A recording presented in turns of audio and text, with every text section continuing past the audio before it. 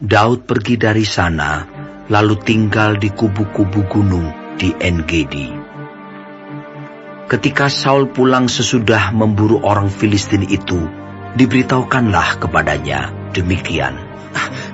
Ketahuilah, Daud ada di padang gurun En-Gedi.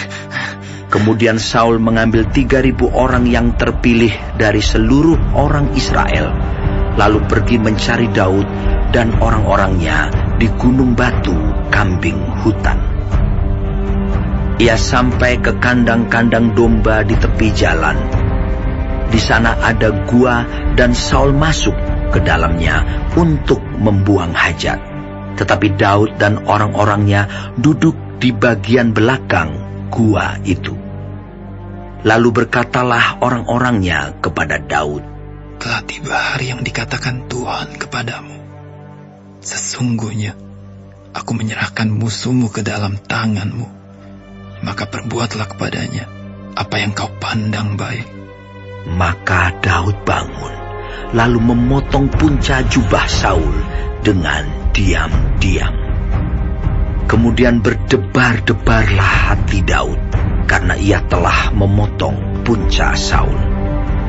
Lalu berkatalah ia kepada orang-orangnya, "Dijauhkan Tuhanlah kiranya daripadaku, untuk melakukan hal yang demikian kepada Tuanku, kepada orang yang diurapi Tuhan, yakni menjamah dia, sebab dialah orang yang diurapi Tuhan." Dan Daud mencegah orang-orangnya dengan perkataan itu. Ia tidak mengizinkan mereka bangkit menyerang Saul. Sementara itu Saul telah bangun meninggalkan gua itu, hendak melanjutkan perjalanannya. Kemudian bangunlah Daud. Ia keluar dari dalam gua itu dan berseru kepada Saul dari belakang. Katanya, "Tuanku Raja." Saul menoleh ke belakang.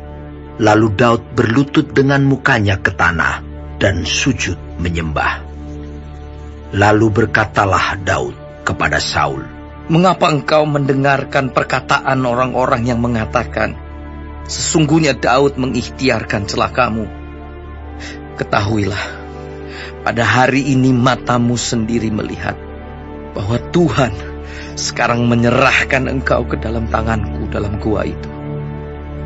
Ada orang yang telah menyuruh aku membunuh engkau, tetapi aku merasa sayang kepadamu, karena pikirku, aku tidak akan menjamah tuanku itu, sebab dialah orang yang diurapi Tuhan.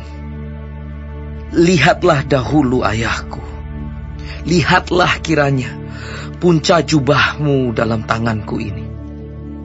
Sebab dari kenyataan bahwa aku memotong punca jubahmu dengan tidak membunuh engkau, dapatlah kau ketahui dan kau lihat bahwa tanganku bersih daripada kejahatan dan pengkhianatan, dan bahwa aku tidak berbuat dosa terhadap engkau, walaupun engkau ini mengejar-ngejar aku untuk mencabut nyawaku. Tuhan kiranya menjadi hakim di antara aku dan engkau. Tuhan kiranya membalaskan aku kepadamu, tetapi tanganku tidak akan memukul engkau. Seperti peribahasa orang tua-tua mengatakan, dari orang fasik timbul kefasikan, tetapi tanganku tidak akan memukul engkau. Terhadap siapakah Raja Israel keluar berperang? Siapakah yang kau kejar? Anjing mati, seekor kutu saja. Sebab itu Tuhan kiranya menjadi hakim yang memutuskan antara aku dan engkau. Dia kiranya memperhatikannya, memperjuangkan perkaraku, dan memberi keadilan kepadaku dengan melepaskan aku dari tanganmu." Setelah Daud selesai menyampaikan perkataan itu kepada Saul, berkatalah Saul, "Suara muka itu, ya anakku Daud." Sesudah itu, dengan suara nyaring, menangislah Saul. Katanya kepada Daud, Engkau lebih benar daripada aku, sebab Engkau telah melakukan yang baik kepadaku. Padahal aku melakukan yang jahat kepadamu. Telah kau tunjukkan pada hari ini betapa Engkau telah melakukan yang baik kepadaku. Walaupun Tuhan telah menyerahkan aku ke dalam tangan-Mu, Engkau tidak membunuh aku. Apabila seseorang mendapat musuhnya, masakan dilepaskannya dia berjalan dengan selamat. Tuhan kiranya membalaskan kepadamu kebaikan ganti apa yang kau lakukan kepadaku pada hari ini.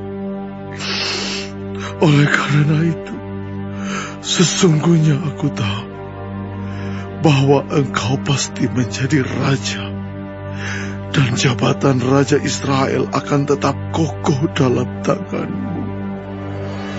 Oleh sebab itu, bersumpahlah kepadaku demi Tuhan, bahwa Engkau tidak akan melenyapkan keturunanku, dan tidak akan menghapuskan namaku dari kaum keluargaku. Lalu bersumpahlah Daud kepada Saul. Kemudian pulanglah Saul ke rumahnya, sedang Daud dan orang-orangnya pergi